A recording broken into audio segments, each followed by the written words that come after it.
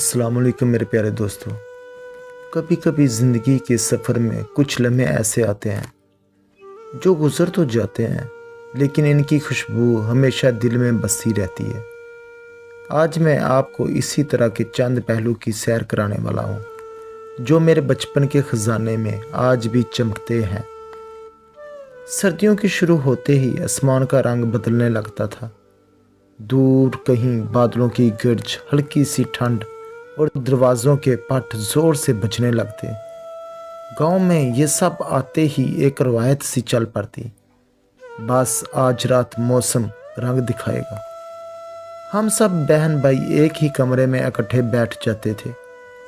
दीवारों पर नमी के हल्के निशानात और फर्श की मिट्टी से उठती महक, ये सब माहौल को और ज़्यादा हकीकी बना देते थे। अम्मी की आवाज़ पूरे घर में गूंजती, जल्दी आ जाओ बाहर ठंड है। अम्मी की आवाज़ में ना डांट थी ना सख्ती, सिर्फ मोहब्बत थी। वो हमारी पुरानी सी रज़ाई निकालती जिसकी धज्जियों से रुई नज़र आती थी, लेकिन इसमें भी अजीब सी गर्मी थी, शायद माँ की दुआ की वजह से। अम्मी अक्सर कहा करती, बेटा तंगी के दिन हो तो भी शुक्र करना, शुक्र से घर में बरकत रहती है।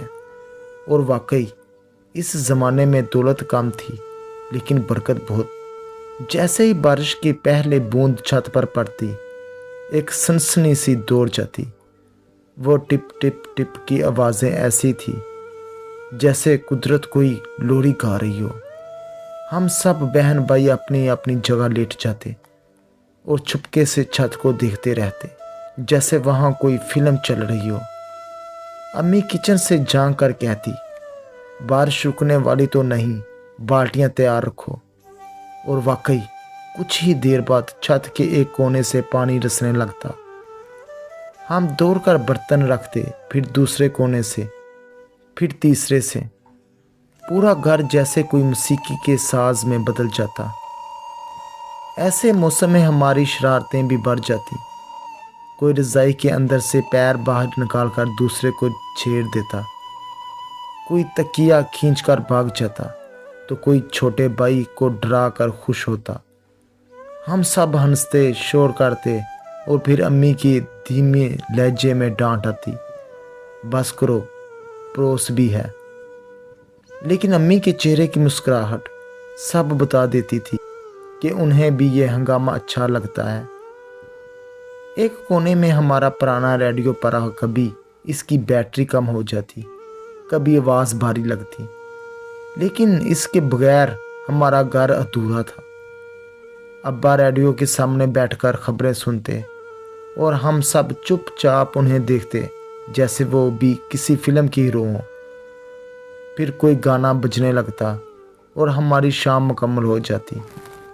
बिजली अक्सर चली जाती थी, लेकिन रोशनी ना भी होती तो घर में अंधेरा कभी नहीं होता था। हम एक जगह बैठे रहते, बातें करते, कहानियाँ सुनाते और एक दूसरे के चेहरों पर छपते देखते जैसे कुछ भी हो, हम एक साथ हैं। अम्मी हमें किस्से सुनाती। जब मैं छोटी थी तब बारिश आती तो हम खेतों के किनारे बैठकर मेंढकों की आवाज़ें सुनते थे।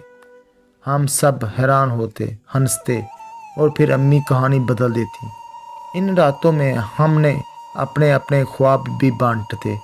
कोई कहता मैं बड़ा होकर उस्ताद बनूंगा, कोई कहता मैं गाड़ी चलाऊंगा, कोई कहता मैं शहर जाकर पढ़ूंगा। और अम्मी हर ख्वाब के जवाब में कहती, बस मेहनत करो बेटा, सब कुछ मिल जाएगा। अम्मी की ये बातें शायद आम लगती थी, लेकिन उन्हीं जुमलों ने हमें आज तक थामा हुआ है। सर्दियों की एक अलग ही खुशबू होती है, गीली मिट्टी की महक, बारिश की ठंड और घरों में जलते चूल्हों की खुशबू। अम्मी ने अगर रोटी सेंकी हो तो वो महक पूरे घर में फैल जाती।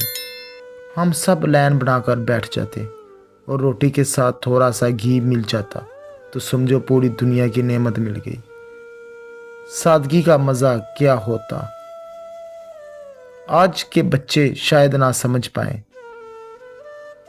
रात गहरी होती और बाहर ठंड बढ़ती जाती, लेकिन हमारे कमरे में ऐसे लगता जैसे कहीं सूरज छुपा बैठा हो।